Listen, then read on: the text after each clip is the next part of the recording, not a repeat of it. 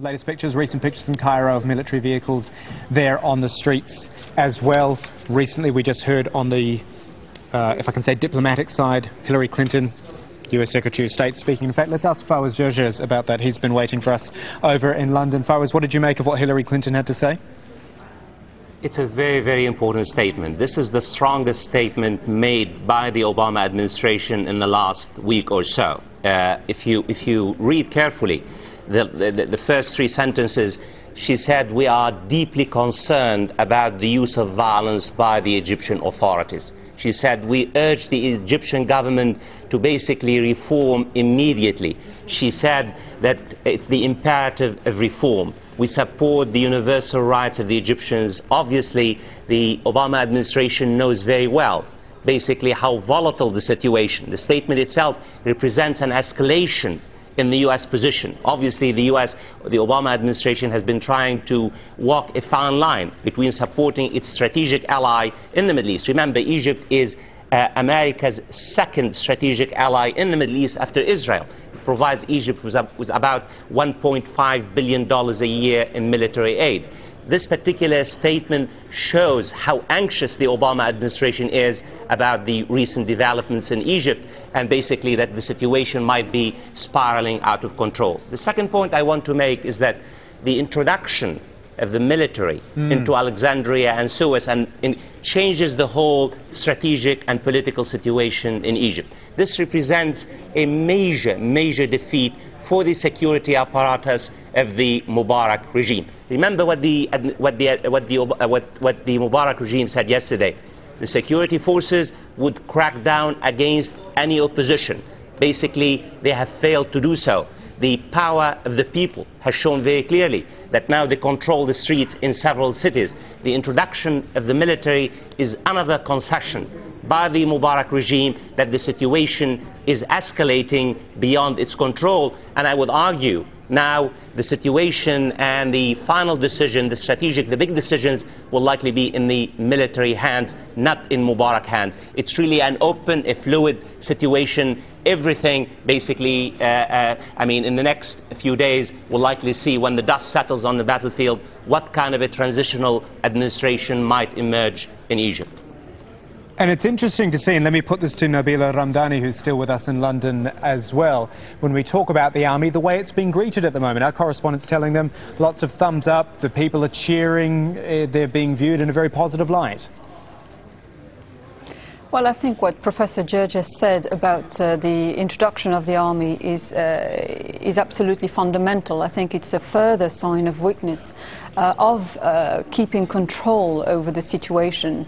And the very fact that the regime had to go that far just shows that it's slightly capitulating in a way. We have seen how the regime tried to make concessions along as the day went by offering to negotiate, for example, the resignation of the Prime Minister, but also to offer to form a new government altogether.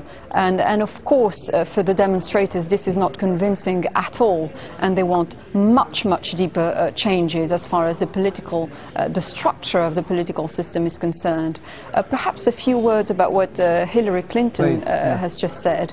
It just shows how now the Obama administration is radically changing its tone. I mean, it has not exactly been supportive of the people in the past. It hasn't exactly been concerned about the the very dire socio-economic circumstances of the Egyptian people, and it has, an interest in keeping tabs on what's going on in Egypt. Their main interest is to maintain stability, as they need Egypt as a crucial ally in a very strategic part of the Middle East. So we're seeing how now the Obama administration is radically changing its position, whereas and it's much more interested in the future of the Mubarak regime than it is in for example, the deposed Tunisian regime, because of Egypt's strategic place in the region. Ibrahim Arafat in the studio with me. If the administration is radically changing its tone, as Nabila is saying there, doesn't the relationship between the countries, though, still put almost a barrier in the way? because it's such an important ally, you're not going to get the US jumping that and saying, stop this right now, you are 100% in the wrong, as I think a lot of Egyptian people would want the US to do right now. I think, the calculation of the Egyptian people, is definitely different from the calculation of the American administration.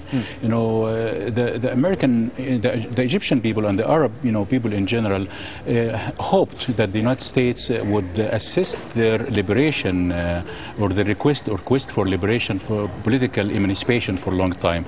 But today, I think America has to balance its own strategic interest with its obligation to respect the will of the people. This is not going to be easy, given the complexity of the Arab-Israeli conflict, which is going to appear later on as one of the decisive factors in developing the American strategy towards the democratic revolution that's going on now in the Arab world. So, Karen.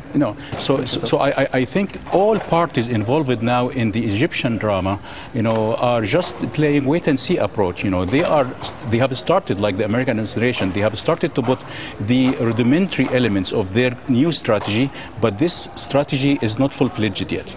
Ibrahim, thank you for your thoughts on that. That's the political side of things, since we have in the last 10 minutes or so heard from the US Secretary of State Hillary Clinton saying she's deeply concerned, calling for restraint, or calling for the government in Egypt to restrain its security forces.